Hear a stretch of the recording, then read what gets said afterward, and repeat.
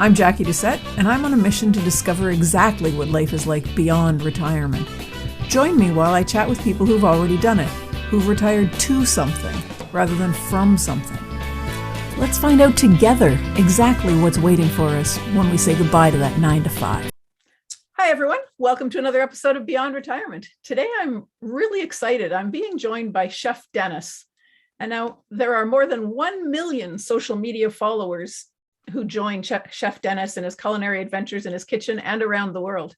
His many job titles include food blogger, chef, recipe developer, on-air personality, speaker, social media specialist, and travel blogger.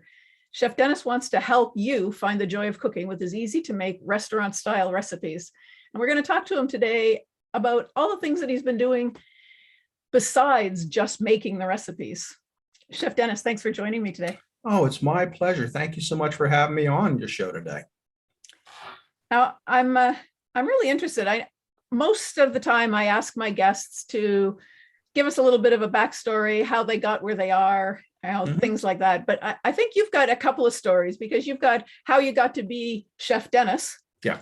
And now where you are today is a different story too. So let's go on a little journey. Okay. Yeah, it's a progression. You know, you really don't know where life's going to take you. When I finally started my life as a chef, there were a lot of things that led up to that, me trying to different jobs and trying to find things that I was good at and I was happy with. And it always came back to the kitchen and this intuitive knowledge that I just seemed to have of how to make things taste good and how to make people happy with food. It led me through different restaurants and travels. And last job I had was at a school. I came back from a second carpal tunnel surgery on my hand from working. From everything I did was with my hand. And when I came back, my boss was gone. So I called and said, what'd you do? He goes, oh, I went to a new company. In fact, I have a job for you at a all-girls high school in Flowertown. And I went, oh, I'm not going to Flowertown. What are you, crazy? And he goes, no, go check it out.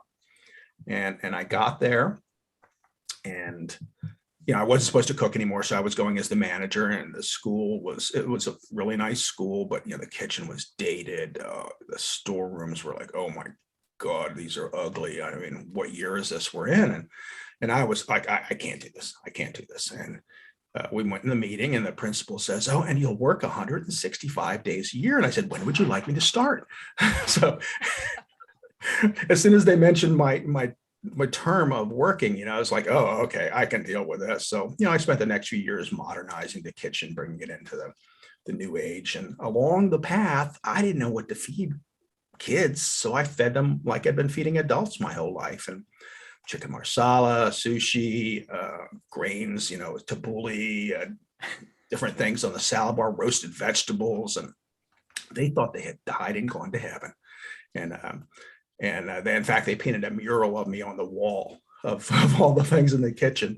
It was like, just like a TV movie at that point. And about 4 years into it, I said, this is, I got so tired of hiring temps and bringing people in for events. I said, I need to train my own staff. So I started a culinary program.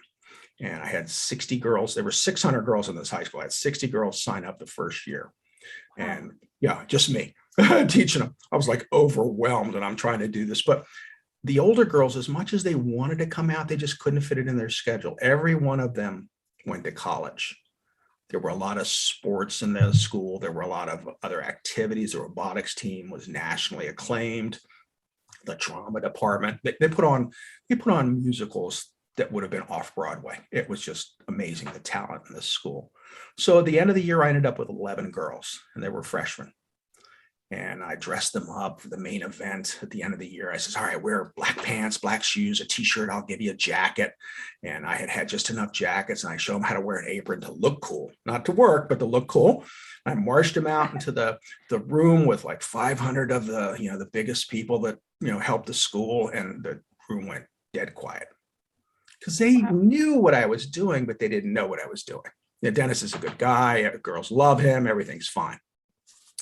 So, you could have heard a pin drop when they walked out dressed up as little chefs.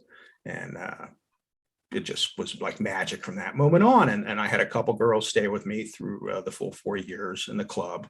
And I had some go on to become chefs. I had some go on to be dietitians, and again, I wasn't trying to train them to be chefs, but I wanted them to see, cooking. And my favorite saying was, cooking is not rocket science.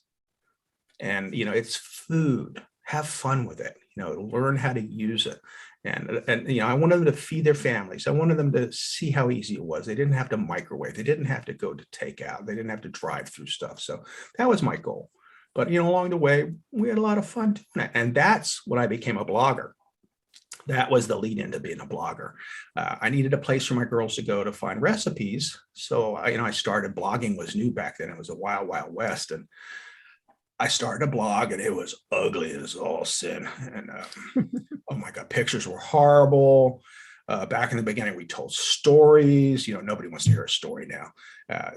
It was different. But none of the girls ever went there. They wanted to come see me. But students in the school started going. Teachers in the school started going. And then one morning I woke up with a reader in New Zealand and one in Singapore. And I was like, oh my God, I'm a blogger. I'm a food blogger. And again, there was a lot of years in between before I was actually a good food blogger. But at that point, I was a food blogger. I had friends all over the world. Google Plus had just started. And I love Google Plus. I had found my tribe, my people. And I actually had over 1 million followers on Google Plus before they shut it down. So I had over 2 million at one point total. Yeah, I was being recommended alongside of Gordon Ramsay, Emma Lagasse, Martha Stewart, Rachel Ray. Here's Chef Dennis. I'm going, I don't know how this happened, but it was. I was riding it for all it was worth. So I kind of, that helped elevate me and helped bring me into the main view, and kind of establish me as a food blogger. And that's really where my journey started. We moved to Florida 8 years ago. And at that point, when I was kind of a forced retirement from all the injuries I had at work, body just dying on me. So I moved here and I had a lot of time. So I started doing a lot more with my blogging. And that's kind of when my retirement became more prolific than my pre-retirement did in terms of revenue, in terms of just being out there and being known and traveling. I was the accidental travel blogger. That's what they referred to me as. One of my friends says, this hotel is looking for a guest, looking for bloggers to come out. I says, well, I'm not a travel blogger, I'm a food blogger. She goes, no, apply. So I went out there and they finally got back to me and I was like the last person they picked. And I went up room on the 3rd floor and I'm like, oh, it's an ugly room because they were renovating it by levels and they hadn't gotten to the 3rd floor yet, but they had put in 9-foot sliding glass doors that opened to the ocean. Wow. And at that time, the 3rd floor was pretty good because I'm standing on the little patio there looking out on the ocean and going, wow, I get this. I can do this. If I write about it, they will send me. It's like build it and they will come. So I started traveling all over Florida, doing these boutique hotels. And then one day I got an email from Viking. I had made the big time. Viking said, we like you. You fit our demographic. And the first thing I thought was, yay, I'm old. But I went on Viking and they treated me like royalty. It was just amazing. And that really started my international travel. My wife and I, when we first got together, we had traveled. That's how we kind of bonded because we were two entirely different people. But traveling, the love for travel, brought us together. And we really enjoyed that. So we got back out doing that. And we were going all over the world. And then the pandemic hit and kind of put a stop to that. But we're hoping this year, maybe this fall or spring, we're going to be back out there. But in terms of my new career as a blogger, the pandemic was very, very good to Chef Dennis because everybody was home cooking and everybody was looking for recipes. And the other thing it did, I had been so busy with social media and so busy with travel, I forgot I like to cook. And when the pandemic hit, we couldn't go out anymore. I couldn't say I'm too tired to cook. I had to cook. So I started ordering foods online, getting, salmon from Alaska, getting different from different parts of the world. And I started cooking, I really like to cook. I really do. So, that was good for me because it really made me remember who I was and what I did. And why I did what I did. So, you know, my retirement days are now filled with more things to do than before, and I have a good time doing it though. I love work. That's fabulous. And it's good to hear that retirement or post-retirement is busier than the work time was, because that's, in my mind, that's the way it should be. Yeah, You've got but so much time to fill. Let's get going and doing all that stuff. it's a crazy cycle because when we have money, we don't have time. And when we have time, we generally don't have the money. Yep. So this has been like the best thing because I can work from anywhere. When we were in Greece for a couple of weeks, I could work from there. All I had needed was an internet. In Italy, the same thing. It doesn't matter where we are as long as I have a good internet signal, which was sometimes a little tricky too. But you'd find out real easy where to find. That's when Starbucks and McDonald's becomes your best friend because they got internet. But it's really, I enjoy what I do. I always enjoyed cooking, but the kitchen can be stressful. Even in the school, the politics that's what made me crazy. The politics of things, and can't get away from it anywhere. It was a nice atmosphere, though. It was nice to be in that positive atmosphere. The girls loved me. And whenever I felt bad about myself, if I'm having a really bad day, all I had to do was go out in the hall with cookies and hand them out. I love you, Dennis. I love you too, honey. Thank you. It was like, oh, no, it's like, okay, that's better. I feel better. Let's go back to work now. That's funny. Did you have trouble? You said you started feeding the high school girls just like you would adults with all the fancy things that restaurants serve. Did you have any kind of kickback at the start? Were they looking for French fries and hamburgers when you were feeding them sushi and other things? No, it was a gradual it was gradual in how we did it. The big thing was chicken fingers and French fries. Now, I was at a Catholic school, so there were no restrictions on what they would eat, like public schools, fried foods. I said something about pulling out the soda machine, and the president of school says, "You will not do that." I said, "Really?" She goes, "Oh, absolutely." Like, okay, I don't have a problem with it, but I thought we weren't allowed to have soda anymore. And it was like, no, as long as they're happy, we're happy. So I was really lucky because the food had been so bad that the girls, those first 4 years were magical. They would try anything. I had fried calamari. I would put that on every now and then. I was like, they were not uneducated eaters. They weren't all upper class. There were blue collar workers. It was a big mixture. It was all across the board, different backgrounds. Wasn't an elite group of school, and they were all willing to try things, and they loved it. And there were certain girls that every time, didn't matter what I have, chicken fingers, didn't matter, chicken fingers. That was it. I got to tell you, chicken fingers are pretty darn good. If they're cooked right, and I had good ones. But you'd get them to try stuff. Like I'd put different sauces out. Every day there was pasta, different kind of pasta, and a couple different sauces. Every day there were 6 different kinds of sandwiches. Every day there was soup. There was all kinds of things in the salad bar. So little by little, they try it. They're at that age where a lot of them are try it. They weren't unaccustomed to certain foods. And one girl would tell the next, the hardest thing I had was bread pudding. I made bread pudding with a cream cheese frosting, and they walked by that. And then finally a couple of them would try it, and I'd hear, "Oh my God, my grandmother makes this. It's so good."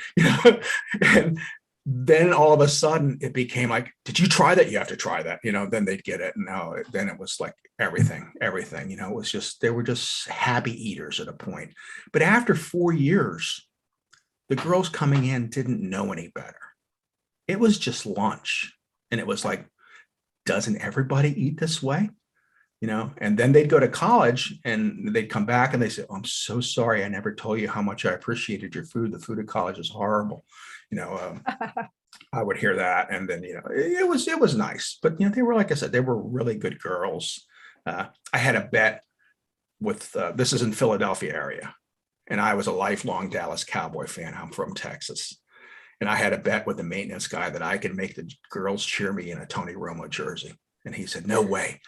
So I gave them all ice cream for a day. And they said, then Chef Dennis gave you ice cream for that. And they cheered me, and I'm wearing my Tony Romo jersey.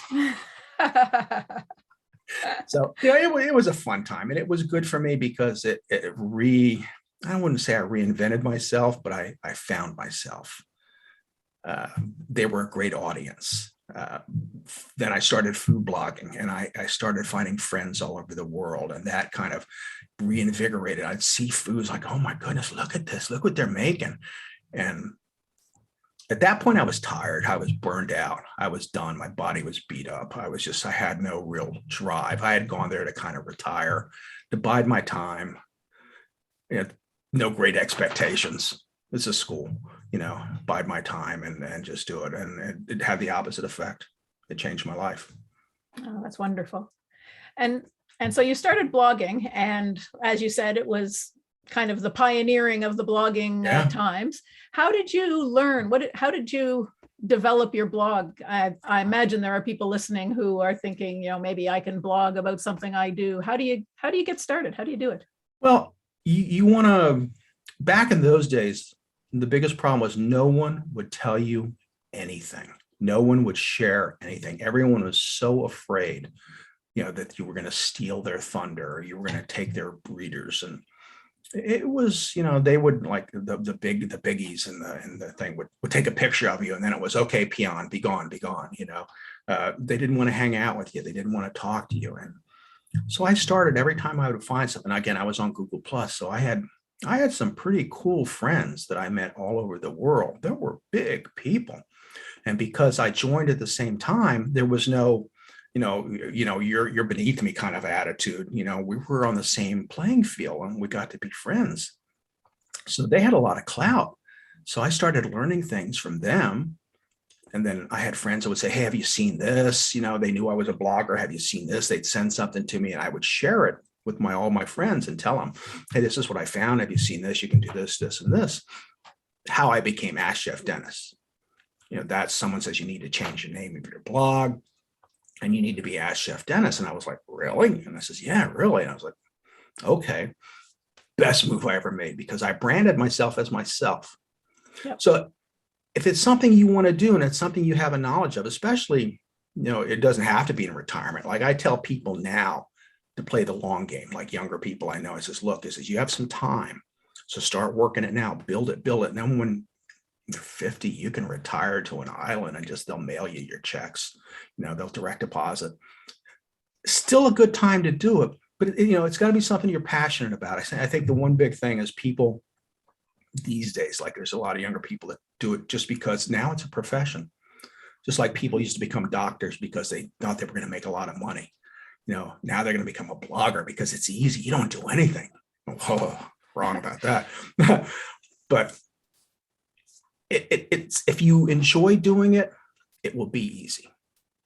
But there's a lot of Facebook groups you can look at for help, a lot of blogging groups, there's courses, there's webinars that are free, there's podcasts that are free. There's a lot of good advice.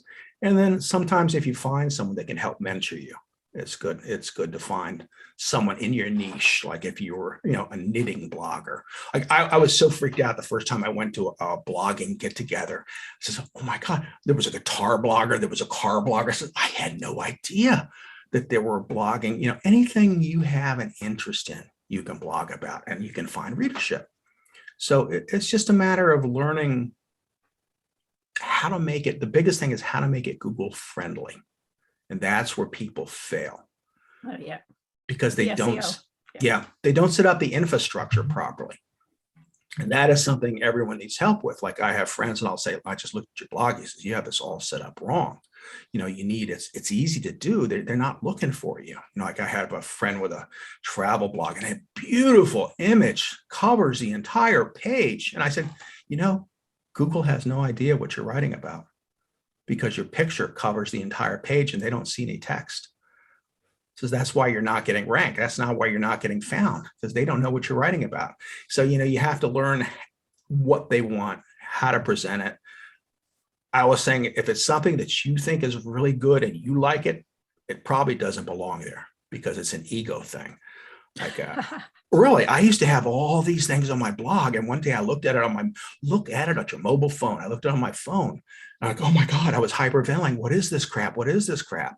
So it was all, my Instagram pictures, my other posts here and this and different things. And I just stripped it down. I says, it's got to be easy to look at, easy to find, easy to scroll through,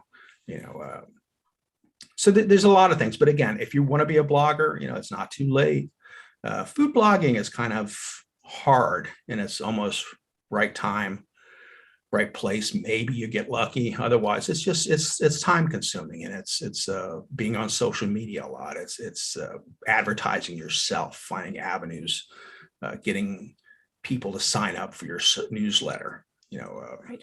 Different things you can do to have them become loyal readers. Like I used to think having 20,000, 30,000 people on my newsletter list was great, except no one was opening them. So I had a list full of people that weren't opening. So I just started cleaning it out. And I have 10,000, but every newsletter, about 6,000 of them open it. So that's good. Exactly. I'd rather, and if they don't open it, fine.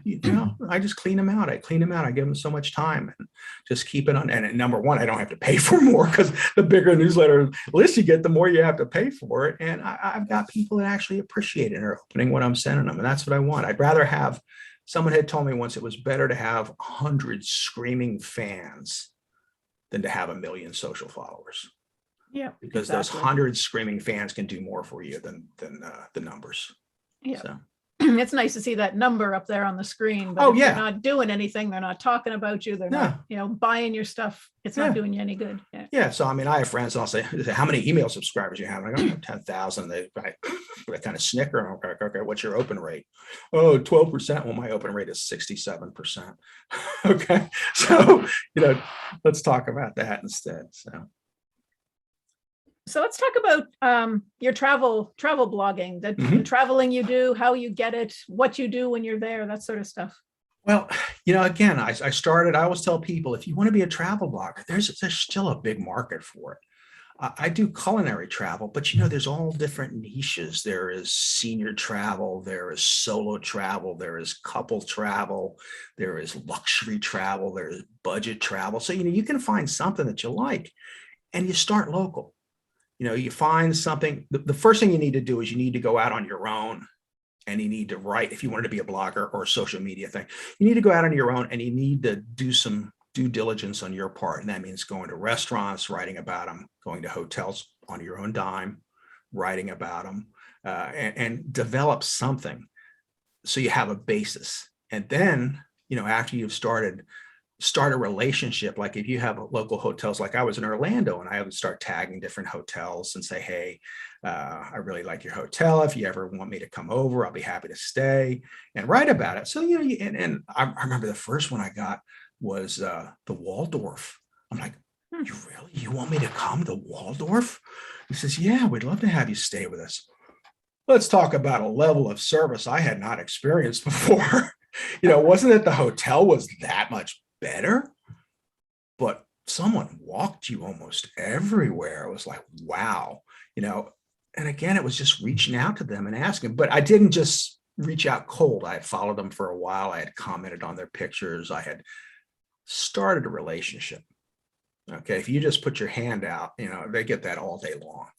So, what can I do for you? What can you, it's got to be good for both of you. So I will say, start local.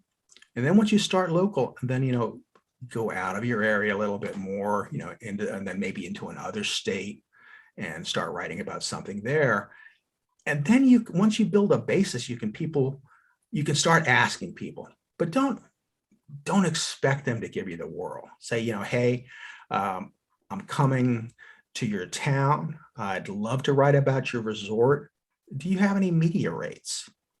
Okay. Media rate might be, 3/4. It might be half. It might be a quarter. You never know what time of year it is. Don't try and go in their busiest times. Don't try and take away their money. Go on a slow time. Go during the week, especially if you're retired. Hey, I got nothing else to do. I don't have to go on the weekend. I can go Tuesday, Wednesday, and Thursday, and have a good time. And when you put it out that way and you ask for a media rate, you're liable to get a response back. Hey, yeah, we can give you a media rate, and we'll give you a credit at our restaurants. Then or we'll give you a cabana. Then you start getting unexpected things. So then the next time you write, you can say, hey, I stayed at the Waldorf and wrote about it. Here's the blog post I wrote about them. If you'd like me to come promote your place, I can do that too. If you don't have any openings, then I'll ask. And I say, but if not, could you offer a media rate? So then you're not just asking them for free stuff. You're saying, yeah, I'm willing to pay a little bit too. So that's a kind of a good way to get into it. And then following people on social media, Twitter was like the best place for me for travel, because there were a lot of travel companies out there. It wasn't as good for the food aspect, but for travel, I made a lot of, that's where I found Viking. Colette Travel has been very, very good to me. Crozy Cruises, Uncruise, Windstar, there's so many different companies. And I'm not a big ship cruiser. We took one and my wife and I both got off of it and went, I don't think I'm a cruise person. And I says, I don't think so either. This was not, we can eat and drink anywhere. We don't have to do it on a ship. We live in Florida. We got beaches. We got sunshine. Now, if you're from Wisconsin, I can understand, or from a frozen state, I can understand. But we got this all the time. I'm not paying to go eat and drink all day. We want to see things. We want to experience things. So small ship cruising is like really a much, much better experience. You can sometimes more expensive because they're smaller ships, but it's a much better way to travel. So to get started in that sort of thing, you pretty much have to have following already before they're going to be interested in having you write about them. Yeah. There's no reason for them, if they have all these people that are already they're already working with them that have a following. They need some reason. Now, it doesn't have to be a huge following, but it should be a dedicated following. Remember the screaming fan thing.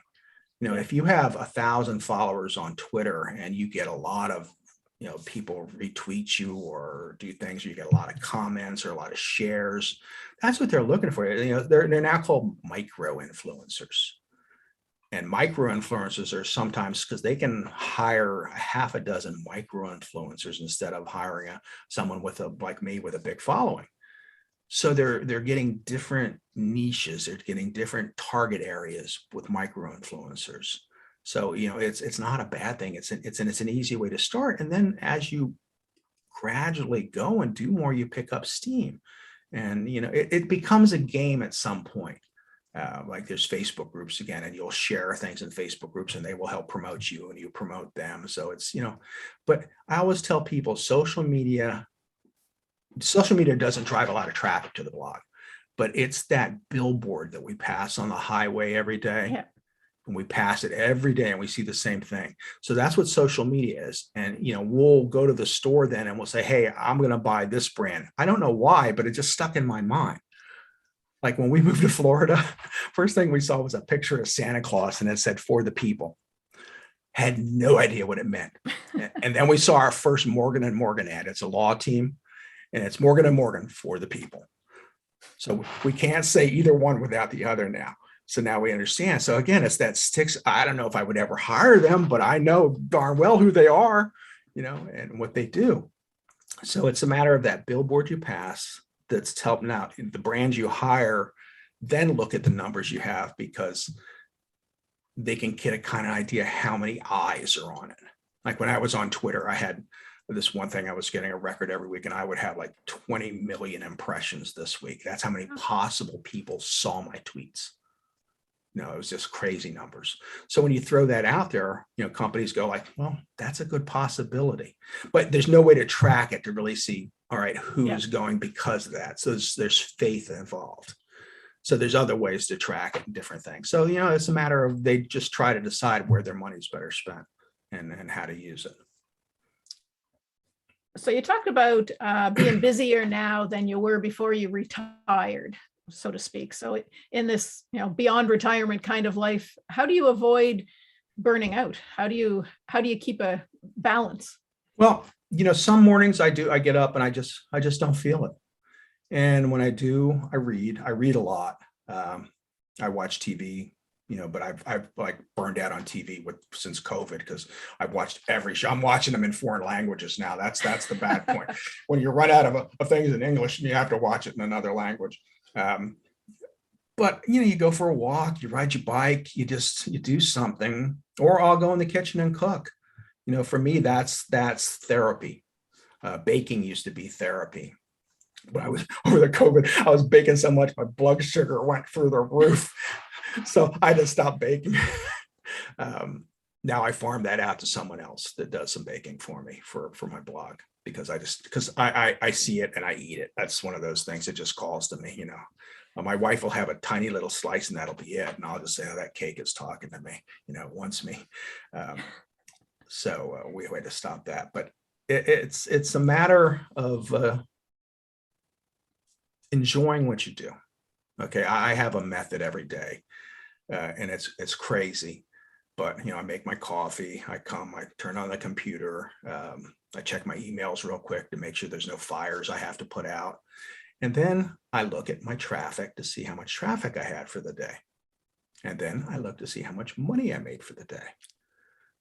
And, oh, okay, I can work again today, It's again, not necessarily why I do it, but it's part of the, you can't buy happiness, but you can sure as heck rent a lot of it, So, it just keeps me motivated, keeps me going. And I know I always tell my wife, I said, there'll be a day that I come in here and I said, I'm done.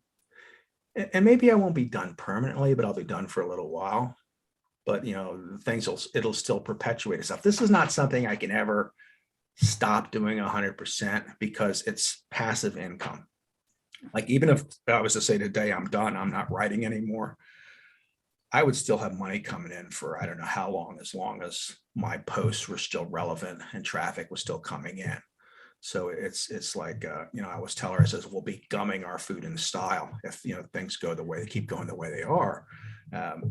But it's something you have to then pay people to take care of for you. Like I have a dozen people that work for me. Wow. I mean, at this stage of life, I says, who knew? It's just crazy. So you find people to do the things that keep you from burning out because you're trying to do too much. The biggest thing we try to do is too much. And then you have to find the people that will do things for you to take that weight off your shoulders so you can do the things you enjoy and that you do very well. I cook very well. I like how I write my posts, so I think I do that well. I would love to find an agent because I do not ask for money very well. That's like the most difficult. I go, oh God, I like me. I would not pay myself that much, It's like, so, it's hard to ask for money, but then you see other people are getting this much for it and this much for it, and then my wife will hit me when I say it, but people will call and say, well, we want to give you $50 to do something. I go, our chef Dennis doesn't put pants on for $50. Like, I'm not going out of the house. She'll smack me in the back of the head, but I was like, it's just, you get to a point where certain things are worth it, certain things are not. Everybody at that point, everybody wants a piece of you. I get more invitations to go out to eat now. It's just like, oh, I don't want to go out at night. I don't want to drive. It's an hour away. Really? Can't wait. I'll just make something. And it's, or before I was like chomping at the bit, like, oh yeah, somebody wants me. But you hit a point again in how your business progresses, where things that you used to do just aren't as relevant to what you're doing. So again, and if you do too much, that's when you burn out. You have to find that balance. And I guess doing a lot is the way that you're going to figure out what the balance is and when it's too much. When you hit that point, you'll know. Oh, absolutely. Yeah. And you need to start thinking, like, maybe you don't, like, I don't know how many years I would try to send emails out, and I would do it diligently for a while, and then I'd forget about it and I wouldn't send any more out. Well, I hired a young lady that is very good at it. She was a marketing specialist, and she started doing my emails, and my email list has grown. She writes in my voice. If I'm traveling, she'll talk about where I'm at, what I'm seeing. She knows, even though she's in Philadelphia, she knows I'm a Cowboys fan, and she painfully writes about that sometimes. So, and I would be lost without her now. It's a good partnership. We work together. Finding someone, like I hated doing Pinterest, finding someone to do Pinterest for me was good. That died. So now I've just gone back to that. So I found another company that does that. Finding people to do the things that bring you no joy, but are necessary, are good things. And I have a company that watches my blog 24/7, just in case something happens. So that is money well spent. I have their sleep soundly plan. I says, and that's basically what it is. You're paying them, a pretty good amount of money every month, but to make sure that nothing happens, So, and you hear horror stories all over my friends of things, their blogs being shut down, them losing things and being hacked. And knock on wood, I have not ever had, and I think it's not a coincidence. It's because I have this company taking care of me. Right. So, yeah. There's so many things that can happen. You just have to kind of be proactive and try and stop them. And again, it comes back down to, is it a hobby? Is it a business? If you're doing it for fun, you can afford to spend money that you're making. If you're doing it to put food on the table, well, there's certain things you can't do because you need the money. So at this stage of my life, luckily, it has always been extra money. Luckily. So we've done a lot of things with the extra money, but but it has never been something we needed to live. So I could constantly reinvest. In order to make money, you have to spend money. That's a tenet I've always followed and believe in truly. And it's just crazy the way things perpetuate themselves, but I'm still involved in it. I said, I just want to keep growing.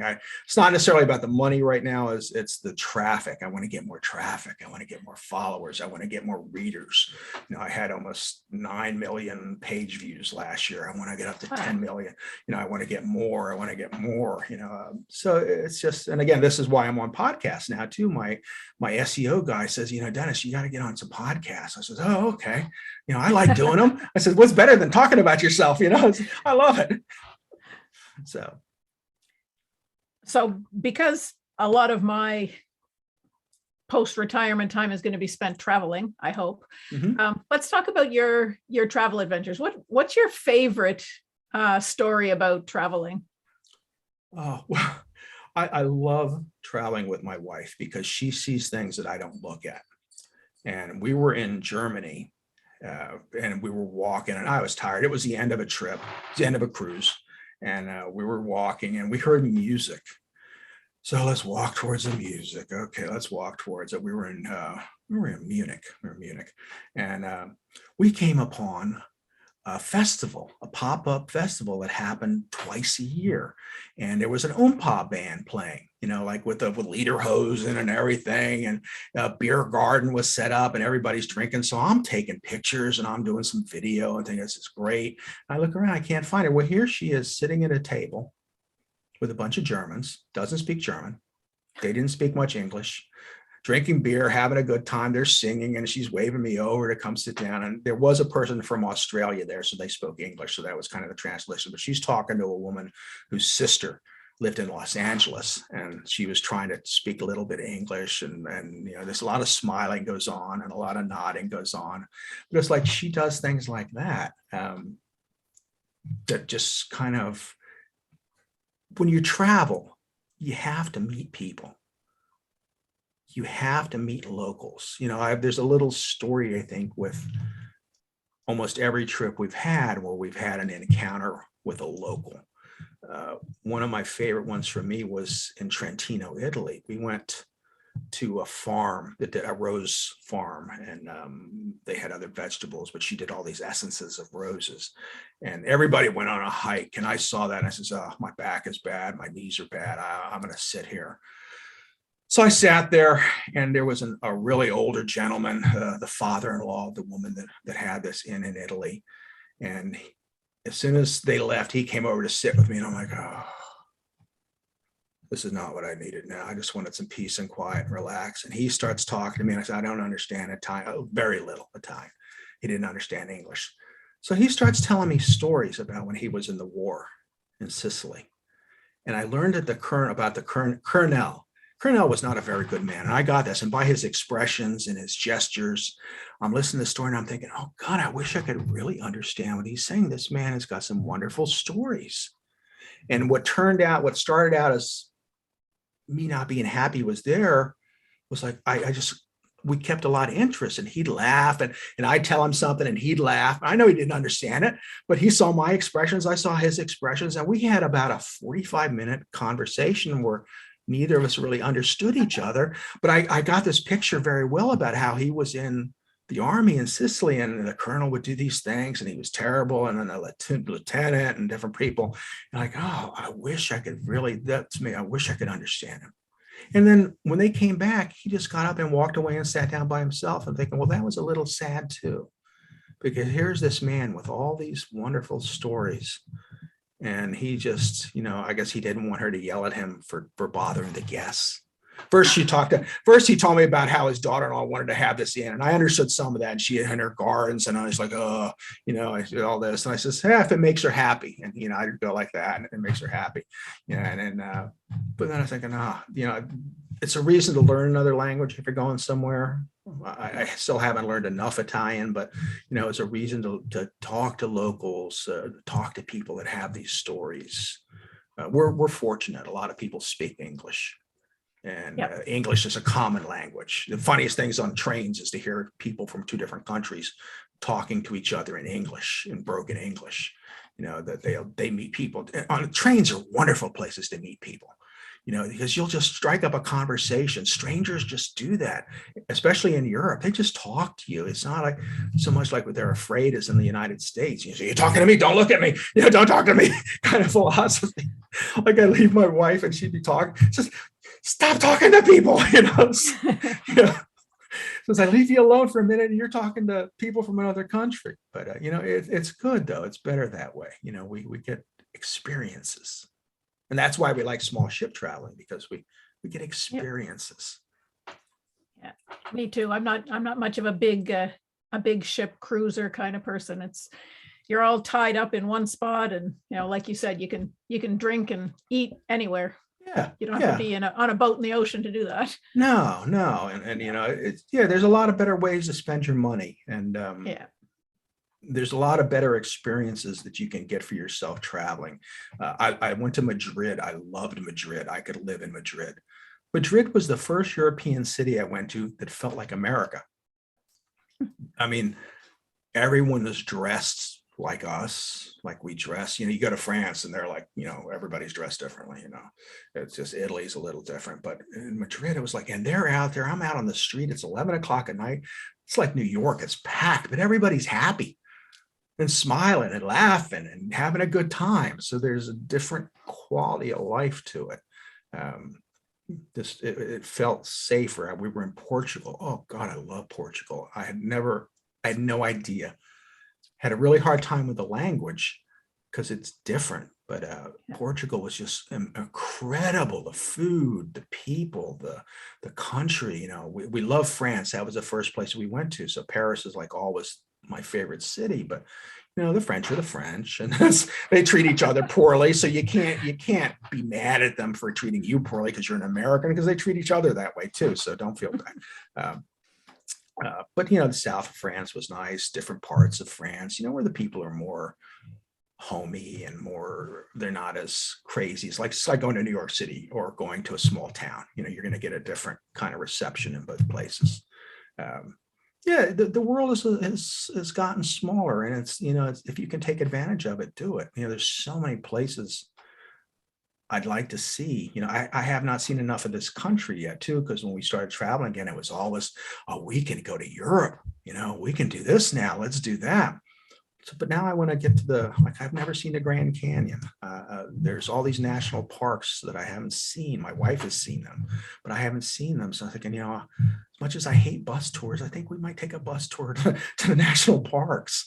And the only reason I don't like bus tours is because you're on a bus for like 5 hours before they let you out to do something. That's the only reason. Other than that, they're wonderful experiences. Because you're with like 20 people usually. You get to know them pretty good. You hear stories again, and it's always about the experiences. about eating together and learning about each other. So, I mean, that's part of the travel besides seeing these new places. It's about enriching your life with other people. So I'd love to sit and listen to you tell me stories for hours, but I think we're going to have to cut this off pretty soon. Okay. If you had one piece of advice that you could give people who are preparing for life after retirement, what would you say to them? I would say, don't be afraid to try something. Don't think you're going to fail, because the only way you're going to fail is if you try it. And don't, you're not going to know you're going to fail unless you try it. And there's a 50-50 chance that you won't fail. So I think the biggest fear going into retirement is like, oh, no one's going to want to read me. No one's going to hear me talk about this. No one has any interest in what I have to do. Try it. Give it some time. This is for you. It's not for other people. Enrich your life. Do something you want to do. And you're only gonna fail if you don't do it. That's the only way you're gonna fail. So if it doesn't work the first time, try something else. You've got time. What are your options? Sitting there in front of the TV? If you're a golfer playing golf all day, what do you have to do? So don't be afraid to try something. Give it your all. Research it. You have time. You did something your whole life, and you probably did it really well. Okay. Otherwise you wouldn't be retiring. You'd still be out there working. So use that life experience and be positive about it. And again, don't be afraid to try something because it's different, because it's new. Just use your life experience and dedicate yourself to it. Don't burn out. Don't try and do it constantly. Do it when you have time and kind of gradually ease into it. Like I always tell people, do this for like a half an hour in the morning and then go do something else and come back and do it. And then pretty soon you'll start to develop a pattern and it would become something more enjoyable for you. You can keep at it a little longer, find time to your family. The one good thing about blogging is I can do it from anywhere and I can do it when I want to do it. If my wife says we're going to visit family, fine. I just put it off for today and do it tomorrow, or do it when I get home. Or, you're in control of the situation. Right. So keep control of it.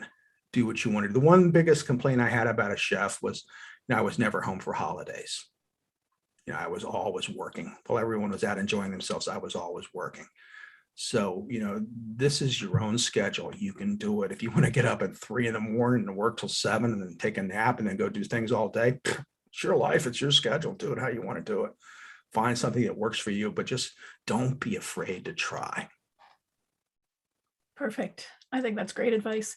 Excuse me.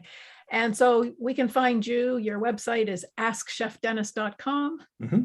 And you're at Ask Chef Dennis with all the social media. We can find you anywhere.